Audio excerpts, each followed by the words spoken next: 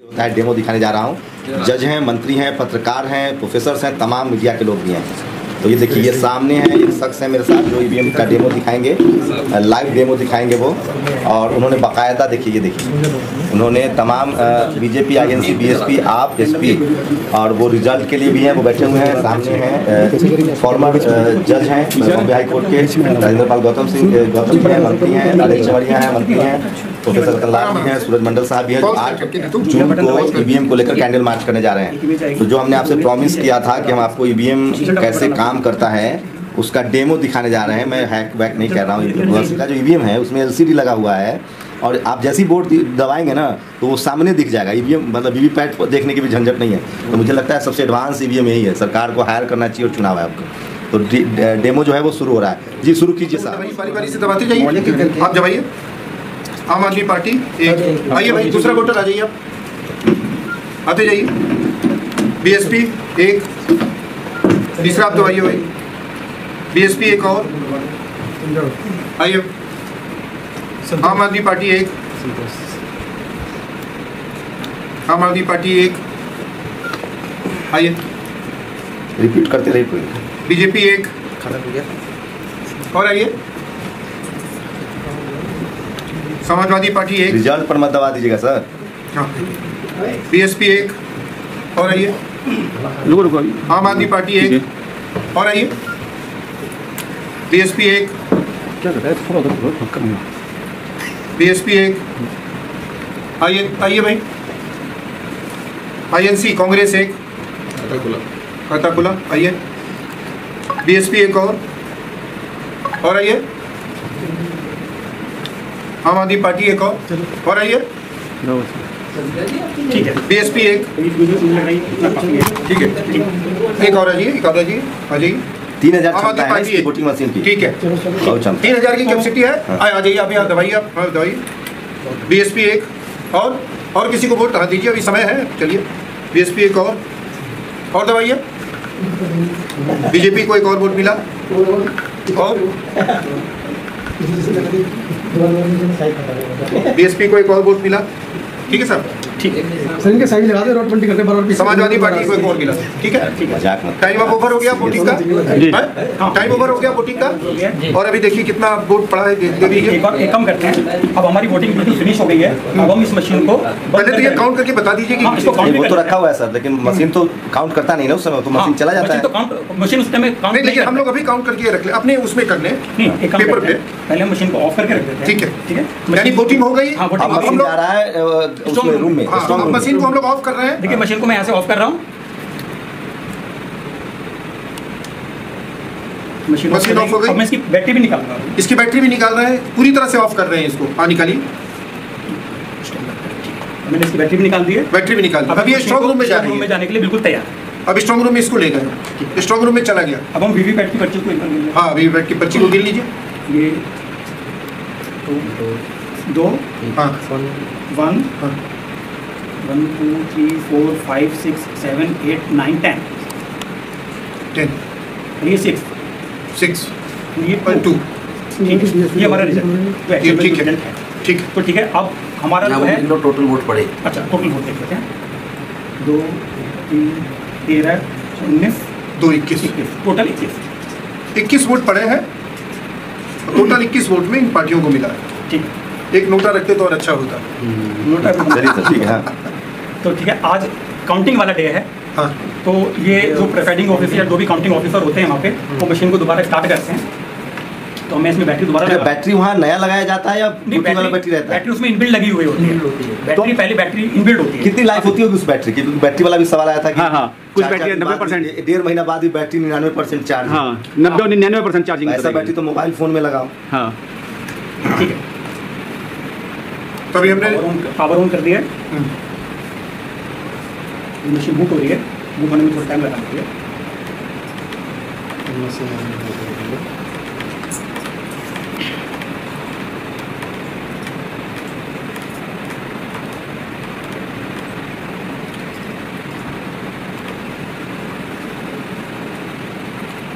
ठीक है, machine start हो चुकी है।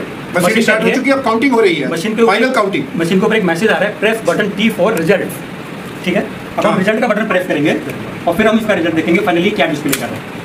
रिजल्ट का बटन प्रेस करो। हाँ, रिजल्ट का देखिए, अब रिजल्ट का बटन दबा रहे हैं ये, अभी काउंटिंग हो गई फाइनल एक तरह से, अब ये दबा रहे हैं रिजल्ट का बटन। हाँ जी, अब आप वोटिंग देखिए क्या है, इसमें क्या रिजल्ट शो हो रहा है। अब देखिए इसमें क्या आ रहा है। बीजेपी 10, बीजेपी 10, कांग्रेस 1, बीएसपी 2, आप 6, एसपी 2। उलट गया ना, बीजेपी बीएसपी का उलट गया। यानी कि बीएसपी के जो सारे वोट हैं उस वोट में कितने वोट, 8 वोट यहाँ शिफ्ट हो गए। ईवीएम जब दोबारा चालू हुआ, रिजल्ट के लिए खोला गया इसको, तो ये बीएसपी, एक बार आप ईवीएम को सब कैमरा मोबाइल के पास लेके दिखा दीजिए। बीएसपी को 10 वोट मिले थे, हाँ, ईवीएम को दिखाइए। आ गए, और बीजेपी को जो 2 वोट मिले थे वो दिखा रहे हैं, ईवीएम दिखा रहे हैं हम लोग। ये देखिए, जब ईवीएम खुला है तो वीवीपैट में एक सेकंड सर, इधर सामने और क्लोज लाइए। और क्लोज। ये देखिए, जब वोटिंग हुई थी, वीवीपैट का पहले रिजल्ट दिखा दे रहे हैं। वीवीपैट का रिजल्ट है बीजेपी 2, आईएनसी 1, बीएसपी 10, आप 6, सपा 2। और जब ईवीएम खुला है, यही ईवीएम बीजेपी तो 10 बीजेपी को चला गया है, एक कांग्रेस, हाथ हटाइए ना सर थोड़ा। हाँ, एक कांग्रेस को 1 गया है, बीएसपी को 2, आपको 6, और समाजवादी पार्टी को 2। समाजवादी पार्टी और आप वाला ठीक है। हाँ, ज्यादा जो वोट गया है वो चला गया बीजेपी के पास। इसका मतलब ये हुआ कि जो विनिंग पार्टी है उसका वोट स्वैप हो गया, वो बीजेपी के पक्ष में शिफ्ट कर गया, यानी कि स्वैप कर गया। अब बताएंगे जो डेमो दे रहे हैं कि चला गया, ठीक है सर, ये हो गया। अब बताएंगे जो डेमो दे रहे हैं कि ये कैसे हुआ। हाँ जी, सीरियल में अब ये बताइए, ये चमत्कार हुआ कैसे? बताते हैं सर। एक्चुअली जैसे जैसे टेक्नोलॉजी एडवांस हो रही है और वैसे वैसे टेक्नोलॉजी का दुरुपयोग होने के चांसेस भी बढ़ रहे हैं। अगर टेक्नोलॉजी एक अच्छी चीज़ के लिए बनी है तो उसका दुरुपयोग इतनी बुरी तरीके से हो सकता है कि वो डिस्ट्रक्टिव हो सकता है। जैसे फॉर एग्जांपल, अगर हम परमाणु ऊर्जा का देखें, अगर हम परमाणु ऊर्जा को यूज करें तो उसका एटम बम भी बन सकता है और उसका पावर न्यूक्लियर रिएक्टर भी बन सकता है। तो जैसे जैसे टेक्नोलॉजी एडवांस होती जा रही है, वैसे वैसे इस टेक्नोलॉजी के अंदर तो फ्रॉड के जो चांसेज हैं वो इतने ज़्यादा सीवियर और इतने ज़्यादा खतरनाक है कि आम आदमी उसको नहीं पहचान पाएगा किसी भी कंडीशन में। इलेक्शन कमीशन जो कहता है कि उनकी जो मशीन है कि वो मशीन हैक नहीं हो सकती, कहने मात्र से ये चीज़ प्रूव नहीं हो सकती है कि अगर कोई व्यक्ति या कोई व्यक्ति विशेष या कोई संगठन को ये बोल सकता है कि इलेक्ट्रॉनिक की जो चीज़ है वो बायस्ड तरीके से काम नहीं कर सकती, ये बात कथन बिल्कुल सत्य नहीं है। अगर हम इलेक्ट्रॉनिक्स और टेक्नोलॉजी करते हैं वो बात वो बिल्कुल अवैज्ञानिक है, क्योंकि जो इलेक्ट्रॉनिक्स का जो डिवाइस होता है उसके अंदर जो कंपोनेंट्स होते हैं, हम उसको किसी भी तरीके से सॉफ्टवेयर के थ्रू या फिर हार्ड कोड करके हम उसको किसी भी तरीके से अपने मन मर्जी के अकॉर्डिंग उससे काम करा सकते हैं। वही काम मैंने छोटी सी मशीन के अंदर किया। एक्चुअली मैं वैज्ञानिक हूँ, मेरे को इलेक्शन वगैरह से कोई लेना देना नहीं है, लेकिन जब इलेक्शन के अंदर जब टेक्नोलॉजी घुस गई है तो हम लोगों के भी कान खड़े हो गए कि भाई जब इलेक्शन में टेक्नोलॉजी घुस गई है और टेक्नोलॉजी का इस तरीके से दुरुपयोग हो सकता है, मैं ये नहीं कह रहा हूँ कि दुरुपयोग हुआ है, लेकिन दुरुपयोग होने के पूरे चांसेस होते हैं। इलेक्शन कमीशन कहता है कि जो उनकी वोटिंग मशीन है उसके अंदर आरटीसी होता है। आरटीसी का मतलब होता है रियल टाइम क्लॉक। जो रियल टाइम क्लॉक होता है वो मशीन के अंदर एक क्लॉक चलती रहती है, जो आपके मोबाइल फ़ोन में जो टाइम आता है वो बिल्कुल सेम टाइम हमारे इस वोटिंग मशीन के अंदर भी चलता रहता है। इससे मशीन ये डिसीजन ले सकती है कि कब तो मॉक टेस्ट हो रहा है और कब फाइनल वोटिंग हो रही है। इस मशीन के अंदर जो लॉजिक चल रहा है वो यही है कि पहले इस मशीन को पता हो जाता है कि अभी वोटिंग का टाइम नहीं है, अभी मॉक चल रहा है, मेरे को बिल्कुल ठीक काम करना है, तो मशीन आपको बिल्कुल ठीक काम करके दिखाएगी। अगर आप इसके ऊपर 10 मॉक करा दीजिए, 50 मॉक करा दीजिए, वो बिल्कुल ठीक आपको रिजल्ट दिखाएगी। और जैसा हम बटन दबा रहे थे तो वोटर को दिख रहा था कि उसका वोट बिल्कुल सही दिशा पे जा रहा है, क्योंकि हम जिस पार्टी का बटन दबा रहे थे वही पार्टी का इसमें वोटिंग जो डिस्प्ले दिख रहा था वो दिख रहा था। और जब हमने मॉक का रिजल्ट देखा वो भी बिल्कुल ठीक आ रहा था। लेकिन जब हमने फाइनल वोटिंग की और फाइनल वोटिंग करने के बाद मशीन को पावर ऑफ करके रख दिया, इसकी बैटरी भी निकाल के रख दी, और उसके बाद जो, क्योंकि सर देखिए इसमें क्या है, किसी भी इलेक्ट्रॉनिक मशीन को टेस्ट करने के लिए हम उसके आउटपुट को इनपुट से वेरीफाई करते हैं। किसी भी मशीन को अगर टेस्ट करना हो तो उसके आउटपुट को उसके इनपुट से वेरीफाई करते हैं। लेकिन इलेक्शन में क्या होता है कि हम सिर्फ आउटपुट देखते हैं, इनपुट नहीं देखते। इनपुट गोपनीय होता है, इनपुट गोपनीय होता है। जो भी मतदाता होता है वो अपना इनपुट देता है। इनपुट क्या होता है मशीन में? इनपुट होता है बटन दबाना, मशीन का बटन दबाना इनपुट है, और जो आउटपुट होगा वो होता है ये हमारा रिजल्ट दिखना डिस्प्ले पे, वो आउटपुट होता है। दुर्भाग्यवश जो हमारा मतदान जो होता है उसमें हम सिर्फ आउटपुट देखते हैं, इनपुट को कोई नहीं देख सकता क्योंकि वो गोपनीय होता है। और गोपनीय होने के कारण हम इसको किसी भी एंगल से वेरीफाई नहीं कर पाएंगे। इसको वेरीफाई कब कर सकते हैं? जब हमने इसका डेमो लिया और हमने इस डेमो को हमने सबके सामने देखा कि इस बंदे ने किसको वोट दिया है, इन महाशय ने किसको वोट दिया है, तो वो हमने इसको पेपर पे नोट कर लिया। क्योंकि अब हम जो भी आउटकम आ रहा था, जो भी बटन दबा रहा था, वो भी हमने इसको नोट किया। नोट करने के बाद फिर हमने इस मशीन को बंद किया। बंद करने के बाद जब हम काउंटिंग वाली डे पे मशीन को दोबारा ऑन किया, रिजल्ट देखा तो रिजल्ट बहुत ही चौंकाने वाला था। मशीन को कैसे पता चला कि भाई आज काउंटिंग का डे है? आप जब भी सर्किट में देखेंगे, फिर देखिए ये मशीन जो मैंने टेक्नोलॉजी बनाई है, एक छोटे से गाँव में मैंने बैठ के बनाया और मैंने इसको 10 या 15 दिन में बैठ के बना दिया था। जहाँ पर इलेक्शन कमीशन में जहाँ पर भी ये टेक्नोलॉजी डेवलप होती है, वहाँ पर पूरी इंजीनियर्स की पूरी टीम लगी हुई होती है, एक से एक धांसू वहाँ पर इंजीनियर्स होते हैं और वहाँ पे मशीन का जो एल्गोरिथम होता है, क्योंकि जो सॉफ्टवेयर जो होता है एक तरह की कथा होती है। कंप्यूटर भाषा में जो सॉफ्टवेयर होता है एक तरह की कथा होती है कि भाई ये बटन दबाएगा, रिजल्ट कहाँ पर जाएगा, रिजल्ट जाने के बाद जब वो फाइनल में जब रिजल्ट देखेगा तो पहले वो डेट भी चेक कर लेगा। कोडिंग बोलते हैं जिसको सॉफ्टवेयर की कोडिंग बोलते हैं। और जो कोडिंग जो होती है वो कंप्यूटर भाषा में काफी सारी कोडिंग की लैंग्वेजेस होती है, जैसे जावा होती है, सी होती है, .NET होती है, काफी सारी कंप्यूटर लैंग्वेज होती है। दुर्भाग्य बस हमारा जो मतदाता है वो टेक्नोलॉजी का टी भी नहीं जानता। हमारा वोटर बिल्कुल नहीं जानता। हमारा जो वोटर होता है उसको खाली इस बात से मतलब होता है कि मैंने बटन दबाया, वे पर्ची दिख गया, मेरा वोट बिल्कुल ठीक दिखा, फिर चला गया। लेकिन फाइनली वो वोट कहाँ पर जाके स्टोर होता है मेमोरी के अंदर, उसको वो कोई नहीं देख सकता। और दूसरी बड़ी बात, ये जो इलेक्ट्रिक वोटिंग मशीन होती है, जो इसका डेटा होता है वो डिजिटल डेटा होता है, आप उसको वेरीफाई काउंट नहीं कर सकते हो।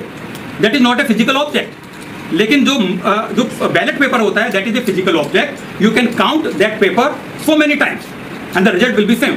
अगर आपने उस मत पेटी को 1000 बार भी आप उसके पर्चियों को गिनोगे तो 1000 बार भी अगर उसमें 800 वोट डला हुआ है तो उसमें 800 ही शो करेगा।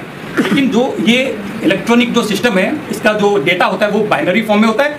आम आदमी तो बात छोड़ो, इसमें जो इंजीनियर होता है वो भी नहीं गिन पाएगा, क्योंकि जो डेटा होता है वो बाइनरी फॉर्म में होता है। बाइनरी फॉर्म में खाली उसको कंप्यूटर ही रीड कर सकता है, आम आदमी या इंजीनियर भी उसको रीड नहीं कर पाएगा।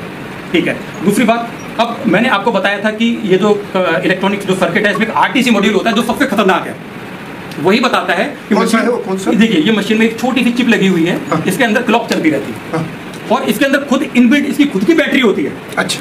अगर मैं इस बैटरी को निकाल भी देता हूं तो आप इसमें देखिए एक छोटा सा सेल लगा हुआ है, छोटा सा सेल लगा हुआ है। ये जो RTC मॉड्यूल होता है ये सभी डेस्कटॉप में होता है।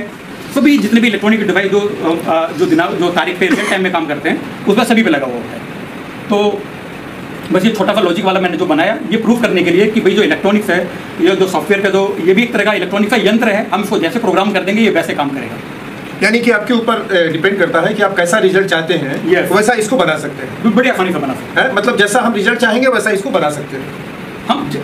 हम ये भी चाह सकते हैं कि भाई मुझको उस वाले इलाके से हारना है, हाँ, वो भी बना सकते हैं। वो भी बना सकते हैं। हाँ, वाह। यानी जीतने का भी बना सकते हो, हारने का भी बना सकते हो। कौन आएगा? नंबर वो भी बना सकते हैं। और नंबर 1 किसको आना है, नंबर 2 किसको आना है। बल्कि अगर मैं इसके एडवांस लेवल में जाऊं तो मैं 100 मीटर दूर बैठ के अपने मोबाइल पे ये देख सकता हूँ रियल टाइम में कि एक पार्टी को कितने वोट डल रहे हैं। और ये भी हो सकता है कि जैसे मान लीजिए कि 540 लोकसभा की सीट है जी। तो हमने कहा कि सोचा कि 400 में ही यही मशीन का जो काम है जी, जी। ये 400 में ही 400 इलाके में ही करते हैं, क्षेत्र में ही करते हैं। ठीक है। 140 में हम ईमानदार दिखने की कोशिश करते हैं Yes. कि वहाँ वोटिंग बहुत फेयर हुई है। ऐसा भी हो सकता है। सर देखिए सर, ये पॉलिटिकल क्वेश्चन है, इस पे मैं कोई कमेंट नहीं करूंगा। मैं सिर्फ I will only answer the technical question. हाँ हाँ।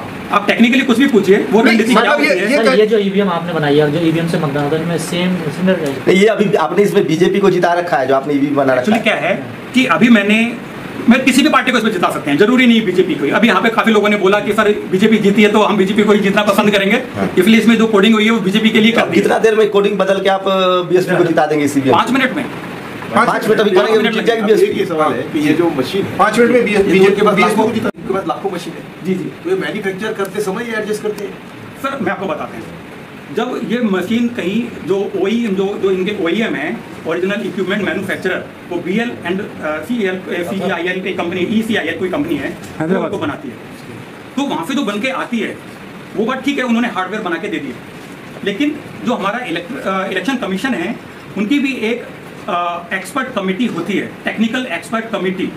जो हमारा इलेक्शन कमीशन है उसके पास भी एक टेक्निकल एक्सपर्ट कमेटी होती है, और जो हमारा जो OEM दूसरी मशीन बन के आ रही हैं वो उनके ही गाइडेंस में काम करके इसका सॉफ्टवेयर डेवलप करते हैं।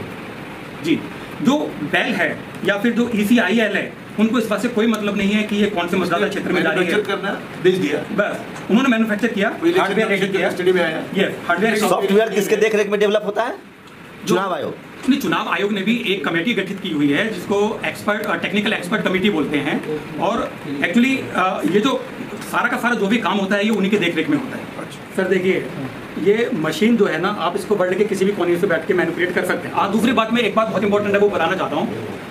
सभी लोग बोलते हैं कि मशीन हैक हो रही है, हम लोग बोले सभी लोग बोलते हैं कि मशीन हैक हो रही है, मशीन हैक हो सकती है। ये जो हैकिंग जो वर्ड है, दैट इज ये जो वर्ड जो हैकिंग है, ये एप्रोप्रिएट नहीं है यहाँ पे, क्योंकि hacking is the term where electronic device can be operated remotely without with the help of another machine, that is called hacking. ये हैकिंग नहीं है, सिस्टम में ये सिस्टम के अंदर ही प्रॉब्लम है।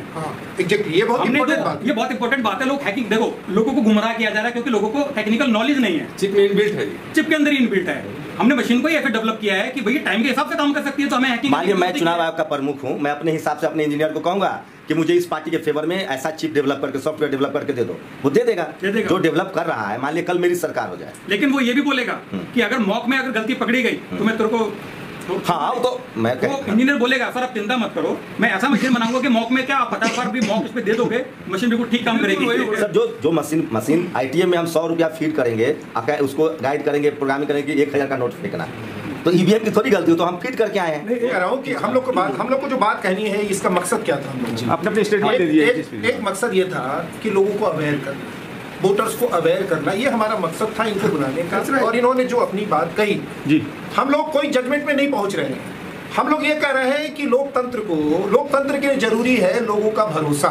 भरोसे के बिना लोकतंत्र नहीं चल सकता। टेक्नोलॉजी आती है जाती है, बैलेट पेपर नहीं था तब भी लोकतंत्र था। मेरा ये कहना है कि भरोसा सबसे इम्पोर्टेंट है। अगर वोटरों में ये भरोसा नहीं है तो ये जिम्मेवारी है चुनाव आयोग की कि वो वोटरों में भरोसा पैदा करे। सर 1-2 साल हम लोग का हो वोटरों में एक भरोसा पैदा करे कि आप लोकतंत्र पे इसीलिए विश्वास कीजिए कि जो कुछ भी हुआ है और जो कुछ भी सवाल आपके सामने आ रहे हैं वो सब दुरुस्त है। उसको फिर साइंटिफिकली आके बात सर, आप अपने सवाल के बाद जल्दी सवाल के में सवाल लीजिए। क्या लग रहा है आपको कि ये जो आपने EVM बनाया है और ये इसी पैटर्न पे वो EVM भी काम करता है, क्योंकि आप बेल में काम भी कर चुके हैं? सर देखिए, एक EVM जो मशीन होती है, जरूरी नहीं कि मैंने जिस टेक्नोलॉजी को यूज करके इसमें EVM बनाया है या जो कोड मैंने इसमें लिखा है, जरूरी नहीं कि वो उसी कोड पे काम करता हो। एक मशीन को किसी भी तरीके से काम करने के लिए 50 तरीके हो सकते हैं। भाई एक चीज़ को किसी आदमी को व्यक्त करने के लिए हम 50 तरीके से जैसे बोल सकते हैं, तो उसी तरीके से इस मशीन को भी हम किसी भी तरीके से क्या वो ठीक काम करे या गलत काम करे, हम उसको अलग अलग तरीकों से बोल सकते हैं। मतलब जो मशीन जो बनाता है वो उसका वो कंट्रोलर है, वो उसको जैसे चाहे वैसे रिजल्ट निकाल सकता है। जो उसकी कोडिंग करता है। एक बात बताइए, अगर कार में स्पीड हम 120 पे फिक्स कर दें, अब मीटर लगा दें 160 करते 160 पे चलेगी गाड़ी? नहीं चलेगी ना। प्रोग्रामिंग होता है ना, टेक्नोलॉजी कॉमन सेंस हम कह रहे हैं। I am not a scientist, I am a historian. उनके सबके भी तो मुझे लगता है कि वो सब प्रोग्रामिंग का मसला है। निवेदन